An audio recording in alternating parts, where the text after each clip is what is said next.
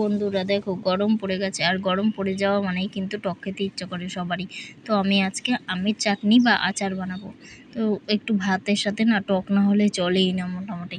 আর এখন দুপুরের ভাত খেতে গেলেই একটু সবারই টক খেতে ইচ্ছা করে শেষ পাতে। একটু ভাতটা টক দিয়ে খেতে খুবই ভালো লাগে অবশ্যই, চাটনি বা আচার। তো তাই জন্য আমি এই মশলাগুলো ভেজে নিলাম, ভেজে নিয়ে গুড়টাকে একটু জল দিয়ে পাতলা করব। করার পরে আম দেবো।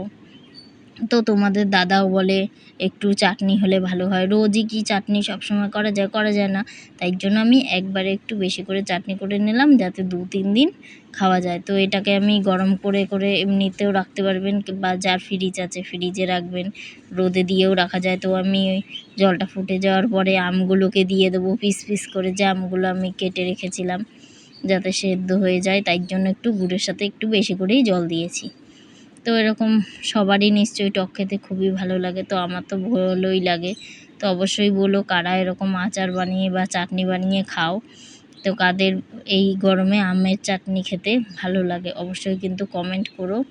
তো এই দেখো তারপরে আমি ভাজা মশলাগুলো সেগুলো দিয়ে দিলাম।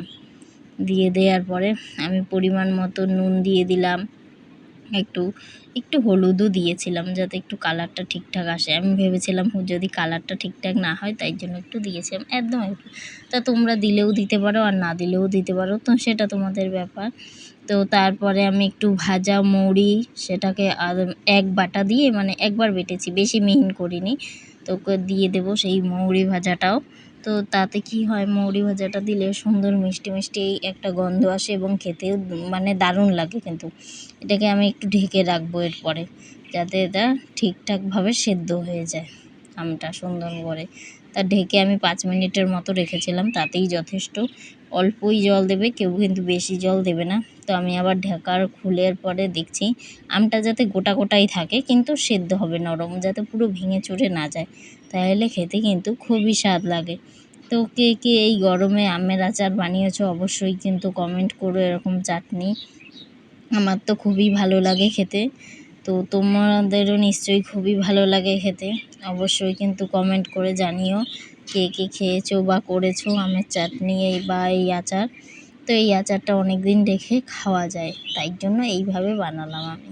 এই প্রথমবারই অবশ্য বানিয়েছি, তা জানি না, তারপর খেয়ে দেখা যাক, দাঁড়াও কেমন হয়েছে না হয়েছে। তো খেয়ে আমি একটুখানি দেখলাম, তো খুবই ভালো হয়েছে কিন্তু।